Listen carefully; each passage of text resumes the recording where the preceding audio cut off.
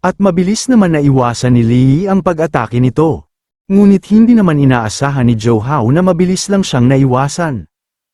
Agad naman siyang bumalikwas at nag-iba ng posisyon. At inipon niya ang enerhiya sa kanyang paa para isagawa ang panibago nitong atake. At sinabihan niya ang ating bida na hindi na siya makakaiwas pa. At ilang sandali lamang ay mabilis niyang pinang-atake ito kay Lee. Subalit ang kanyang pinagmamalaking atake ay walang kahirap-hirap lang niyang iniiwasan. Nanggagalaiti naman si Zhou Hao dahil hindi siya makatama kahit isang beses lang. At wika pa nito na isa lang siyang Monero, na mas malala pa sa E-rank, at naghanda ulit ito at inipon niya ang enerhiya sa kamao nito na katulad ng ginawa nito kanina. At kanyang pinakawalan nito, na agad naman umatras si Lee para iwasan ito. Wika pa ni Zhou Hao bakit hindi daw siya makatama at tila pinaglalaroan lang siya kahit nasa D-rank ang kanyang antas. Sa mga oras na ito ay ginamit na rin ni Lee ang kanyang shadow, at kanyang binalutan sa kamay ang kumag na ito, umatras naman si Zhou Hao sa pamamagitan nitong pagtalon. At sinabihan niya si Lee na dapat gumapang na lang siya pabalik na isang tulad niyang Monero sa hukay kung saan siya nanggaling. Ngumiti naman si Lee at sarkastiko itong sumagot. At pagkatapos ay sabihin sa kanya dapat bang gumapang ang mga asong katulad ni Zhou Hao, pabalik sa mga kalye kung saan sila nabibilang. At sabay nitong hinila ang kanyang shadow latigo na nakabuhol sa kamay ng kumag, ilang segundo lang at mabilis itong bumulusok pa ibaba. Bumagsak naman ito ng malakas sa sahig ng nakadapa at ito'y kanyang ininda. Agad naman siyang nilapitan ni Su Qing at ito'y nag-aalala sa kanya. Subalit napamura na lang si Zhou sa labis niyang galit, tumayo naman ito habang hawak niya ang braso nito, ngumiti naman ang nakakaloko si Lee. At sinabihan niya ito na mukhang masayang-masaya si Zhou na tawagin siyang aso. Dahil dito ay sumiklab ang galit nito, at papatayin daw niya si Lee at agad itong sumugod nang wala ng katinuan. Ngunit napatigil naman ito matapos dumating ang tatlong lalaki. Agad naman nagsalita si Zhou at tinawag niya itong Boss Wang. Agad naman nagsalita ito at sinabihan niya si Zhou na maaaring matagal na siyang customer niya, ngunit ang pagpili ng laban sa kanyang tindahan ay ipinagbabawal at maaari silang magmulta. Ang lalaking ito ay si Wang Defa na isang D-rank. Subalit nagsaad naman si Su Qing at itinuro niya si Lee na isang Monero at kanyang sinira ang espada ni Zhou kaya naman inaatake niya ito. Ngunit nadismaya naman si Wang dahil may isang Monero ang nagtungo sa kanyang tindahan. Lumapit naman ito at kanyang tinanong si Lee na naputol ba talaga ng espadang hawak niya ang espada ni Zhou. Ngumiti naman ang ating bida. At ito'y sumagot na siya ang unang umatake sa kanya kung nabasag man ang kanyang espada hindi na niya kasalanan yon. Dahil dito ay ibinaling niya ang kanyang tingin kay Zhou at kanyang sinabi na ganun ba talaga nangyari. At ibinulong pa nito, na ang dala ni Lee ay isa itong hindi ordinaryong espada. Agad naman nagkasundo ang dalawa matapos nitong sabihin na ang kanilang lumang tuntunin. Pumayag naman si Zhou, basta kukunin niya ang pera, at siya na ang kumuha ng mga bagay. Ngumiti naman ang dalawa dahil may pinaplano silang kahangalan kay Lee. Naglakad si Wang papunta sa ating bida. At kanyang ipinahayag na dahil nagtiwala si Zhou sa kanya, ay papasok siya bilang tagapamagitan nilang dalawa. At sinabihan niya si Lee na gusto niyang suriin ang kanyang espada. Ngunit agad naman na iniabot ni Lee ito na walang alinlangan. Subalit sa sandaling nahawakan na ni Wang ang espada ay labis naman itong nabigla, pinagpawisan naman ito at wika nito sa kanyang sarili. Na ang espadang ito ay tumitimbang ng mahigit 100 libra. Ngunit napaka-relax lang ni Lee sa paghawak nito, at kung siya ba ay na-awakened, kailangan daw niyang suriin muna ang kanyang limitasyon. At tinanong pa nito kung saan nakuha ni Lee ang ganitong klaseng espada. Ngunit nagsaad naman si Lee na ipinatupad ng black market na nangangailangan ng ID at source verification para sa pagsusuri ng mga item. Ngunit ipinaliwanag naman ni Wang na nagtatanong lang siya dahil sa kanyang curiosity, kung ayaw niyang sabihin, ayos lang, sa isipan naman ni Lee ay sinusubukang usisain siya. Subalit kinalaunan ay sinabi naman niya kung saan niya ito nakuha. Ipinahayag naman ni Lee na nakita niya ito, habang siya ay nagmimina. Ngumiti naman si Wang at tulad ng kanyang inaasahan ay nakuha niya ito sa kanyang pagmimina. Habang sinusuri nito ang espada ay sinasabi nito na ang espada ay matigas. Sigurado ngunit wala itong mga enchantment o katangian. Higit sa lahat ito ay nagkakahalaga ng ilang daang bucks, samantalang ang espada ni Joe, kung hindi ito nabasag, ito ay maaaring maibenta ng higit sa 2 milyon. At ang kanyang propose. Siya ay namumuhay bilang isang matigas na manero, bibilhin niya ang basurang espada niyang ito. Ngunit babayaran daw niya si Joe ng 2 milyon sa damage at siya na ang bahala sa nangyari ngayon. At ipinalandakan pa nito na isipin niya na lang na gumagawa siya ng mabuti. At ano sa tingin daw ni Joe? Ngumiti naman si Joe at ito ay pumapayag. Dahil pumasok si Boss Wang hahayaan na lang niya. Subalit hindi naman pumayag ni Su Qing na walang paraan kung paano umubo ang maruming manero na katulad daw ni Li at 2 milyon yun. Saka paano ang kotseng ipinangako ni Joe na bibilhin niya sa kanya? Ngunit sinabihan naman siya ni Joe habang nakahawak ito sa kanyang baba na huwag siyang mag-alala.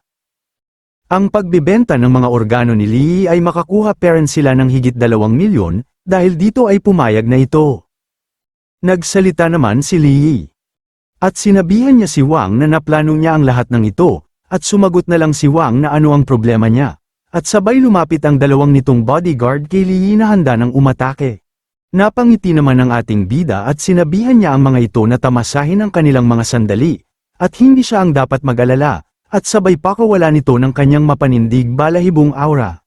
Subalit hindi naman sila nasindak sa kanyang ginawa, at kasama na rin si Wu na sumugod, ngunit kalmado lang si Li habang pinagmamasdan niya ang mga ito. Sa kabilang banda, nagsalita naman si Wang na nakakatamad ang labanang ito, at sinabihan niya ang dalawa na lumipat daw sila sa tea room at hintayin ang magiging resulta. Naagad naman itong sinang ayaw na ni Joe sa tinura nito. Ngunit ang hindi nila inaasahan ay tumilapon ng lalaki sa kanilang likod, mabilis itong bumulusok na dumaan ito sa kanilang pagitan at dumiretso ito sa pader. Sa pangyayaring ito ay nagulantang naman ang tatlo sa kanilang nakita, agad naman silang tumingin sa likod. At sinabihan ni Wang ang kanyang tauhan na mag-ingat sila, kung sinira man niya ang paninda nila, hindi niya ito kayang bayaran. Subalit sa kanyang sinabi ay tumalsik na ang dalawa sa ginawang pagsipa ni Li na hindi man lang umalis sa kanyang kinakatayuan. At makikita naman natin si Wu na napasukan na lang ito ng dugo at malapit na siyang tumama kay Joe na kanyang ikinabigla. Naiinis naman na sinabi nito na mukhang nagbunga ang lahat ng kanyang pagmimina na yon, nakaipon siya ng kaunting lakas. At sabay sinipa nito si Wu para hindi siya tamaan nito, ngunit si Abyaw naman ay dumiretso kay Wang na hindi na niya naiwasan ito at sila'y natamba. Sa mga oras na ito ay labis na ang galit ni Li dahil sa kahangalan ng mga ito, at isusunod na daw niya si Joe. Nagsalita naman si Su Qing. Nakailan pa siya nagkaroon ng kasanayan na isang katulad niyang manero. Subalit ipinalandakan pa ni Joe na aminado siyang hindi masama ang kakayahan niya, at matatalo niya lang ang mga ilang talunan, at kanyang pinalabas dito ang kanyang enerhiyang kidlat. Ngunit sa harap ng isang D-rank ascender, ay matatalo pa rin siya, at ito'y sumugod ng mabilis. Subalit sa pagkakataong ito ay itinaas ni Li ang kanyang kaliwang kamay at binalutan niya ito ng kulay lilang enerhiya. At nang makalapit ng tuluyan si Joe ay kanyang sinampal ito ng malakas na sanhi ng pagtalsik nito at pagsuka ng dugo.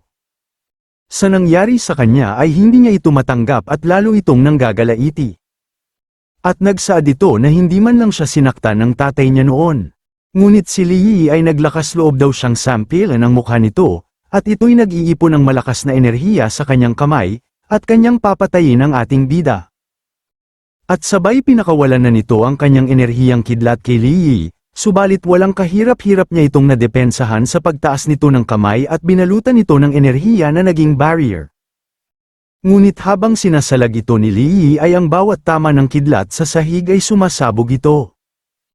At ilang sandali pa ay tumigil na si Joe sa kanyang pag-atake at hindi niya inaasahan na walang kwenta ang ginawa nito. At isa pa ay hindi man lang niya napa-atras si Li, pinagpawisan naman ito at kanyang inaalam kung isang invisible wall ba ang ginamit nitong panang depensa. Sa oras na ito, ay naglakad na si Li papunta sa kumag na ito, at sinabihan niya ito. Dahil ang kanyang ama ay hindi naglakas loob na saktan siya, at siya na lang daw ang gagawa tapos tuturuan siya ng leksyon para sa katulad niyang hangal. Sa paglapit naman ni Lee ay labis naman na kinabahan ito, at huwag daw siyang lumapit ang sa kanya. Ngunit nagsaad din si Su Qing at sinabihan niya si Joe na siya ay isang D-rank ascender. Subalit paano siya natalo ng isang mabahong Monero, sa sandaling ito ay ginamit na ni Lee ang Shadowmorph Spiderweb. Naagad naman bumalat sa katawan ng dalawa, at tinanong naman ni Su Qing kung ano ang nangyayari at ano ang mga bagay na ito. Sa sandaling ito ay sinabi ni Joe na isang ascender si Lee na isa siyang C-rank or B-rank. Ngunit sinabihan naman siya na siya ay isang A-rank Monero na sertipikado ng guild, ngunit hindi naman ito pinaniwalaan ni Joe. Sa sandaling ito ay naghanda na si Lee at itinaas nito ang kamay nito na binalutan niya ng kanyang enerhiya. Subalit nagmakaawa naman si Joe na sandali lang, at ipinalandakan pa nito na siya ay miyembro ng Black Panther Gang, kapag ginalaw siya nito ay makakalaban daw niya ang brother nito na si Panther. Dahil dito ay naging seryoso ang ating bida. At tinanong nito kung ito ba ay ang Lone Shark Black Panther Gang. At biglang sumagi sa kanyang isipan ang mga taong pumatay sa kanyang magulang. At sumang-ayon naman si Joe. At sinabi pa nito na isa siya sa kanila na miyembro ng Black Panther Gang. Ngunit wala naman pakialam si Lee kung sino ang ipinagmamalaki niyang tinatawag nitong Brother Panther. At kanyang pinagsusuntok ito sa mukha. Dahil dito ay napapasigaw na lang si Su Qing. At hindi pa nakuntento ang ating bida at kanyang sinipa ito ng malakas at mabilis itong tumilapon sa pader. At makikita natin si Su Qing na natumba naman sa sahig dahil sa lakas ng puwersa na yon. Ngunit sa pagbangga ni Joe sa pader ay nagtamo ito ng matinding pinsala na kanyang ikinasuka ng dugo. Sa sandaling ito ay nagsaad si Lee na ang pinakaayaw niya ay silang mga Lone Shark scumbags. Ngunit biglang sumugod si Wang sa kanyang likod at handa nang umatake at sinabihan siyang katapusan na niya. Subalit bago man makaatake si Wang ay biglang tumilapon nito ng magpakawala ng malakas na enerhiya si Lee. At sa oras na ito ay ibinaling ng ating bida ang kanyang tingin sa hangal. Agad naman nagsalita si Joe at sinabihan siya nito na ito ay isang hindi pagkakaunawaan at mayroon siyang 100,000 dito. At ibibigay na lang niya ito sa kanya, at maging magkaibigan sila, kalimutan na lang daw nila ang nangyari ngayong araw. Subalit lumapit ng bahagya si Lee at sarkastiko nitong sinabi na ang makapal niyang balat sa mukha ay nagkakahalaga lang ng 2,000 kada sampal. Dahil dito ay nakaihi na lang si Joe sa kanyang labis na takot. At sinabi na lang nito na 500,000, subalit gagawin na lang niya itong 1,000,000 basta tumigil na siya sa pagsampal sa kanya. Ngunit hindi naman ito pinansin ni Lee bagkus kanyang ginamit ang spiderweb at itinaas niya ito sa ere. At sinabihan niya ito na hindi ba siya mahilig magpautang sa mataas na interes, gamitin nila ang sarili niyang rate, ang 50 sampal na yun ngayon lang ang interes ngayon ay magiging doble. Ngunit sa takot naman ni Joe at ayaw na niyang masampal ay sinabi na lang nito na 5,000,000 at sabay inilabas nito ang kanyang VIP card. Ang laman ng card na ito ay nasa 5,000,000 at ito ang lahat ng kanyang pera at sa kanya na lang daw ito. Agad naman kinuha ito ni Lee. At sinabi na lang nito na isang ng group's VIP card kaya isa siya ang nangongolekta ng utang ng grupo, at nagdodorsing sa kanya. Kung ganoon, hayaan niya si Joe at ilabas ang ahas sa butas nito. Ngunit wika naman nito na talagang wala na siya kahit bugbugin siya nito hanggang mamatay, at sinabi pa ni Lee. Sa anumang paraan, ang Black Panther Gang ay piniga ang ilang milyon sa kanya sa paglipas ng mga taon, isaalang-alang lamang ang perang ibinalik na ito sa nararapat na may-ari. At kanyang pinakawalan si Joe Hao at ito'y napapaubo na lang habang nakahandusay sa sahig. Agad naman siya pinatayo ni Su Qing at inalayan, at sinabihan siya nito kung ayos lang ba siya, at paano hindi malaman na bigla siyang naging malakas. Ngunit sumagot naman si Joe na sinabi nito na siya ay Monero lang. Kung hindi daw niya sinabing Monero lang siya, ay hindi sana siya nagpabeya at nagpa-ambush. At kanyang sinampal ito ng malakas, at iniisip nito ngayon ay ang pera niya ay hindi ganoon kadaling kunin. At may tinawagan ito. Nalipat naman tayo ng eksena at makikita natin ang 4 na lalaki at ang 3 lalaki na nakahandusay sa sahig na wala ng buhay na kanilang pinatay. At ang nakaitim na lalaki naman ay may kausap sa cellphone, at sinabi ng kanyang kausap na Brother Panther. Kailangan niyang manindigan para sa kanya, may nagnakaw lang ng espada na ireregalo niya sa kanya at nagbanta pa na wawasakin ang kanilang Black Panther gang. Naging seryoso naman si Panther at padalhan daw siya ng impormasyon ng lalaking iyon. Ngunit nagtanong naman ang lalaking kulay pula ang buhok at sinabihan niya ang kanyang Brother Panther, na mayroon na silang nakuhang mga kalakal at paano yung iba. Ngumiti naman si Panther na ang iba ay meron pa dito.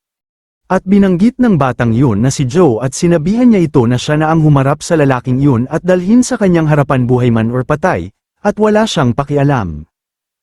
Natuwa naman ang lalaki na mukhang demonyo at ito'y sumang-ayon sa nais ng kanyang boss at kanyang pinalabas ang kanyang kapangyarihan. At sa kanyang pagsarado lang ng kamay nito ay nahati ang katawan ng mga lalaki sa sahig na walang buhay.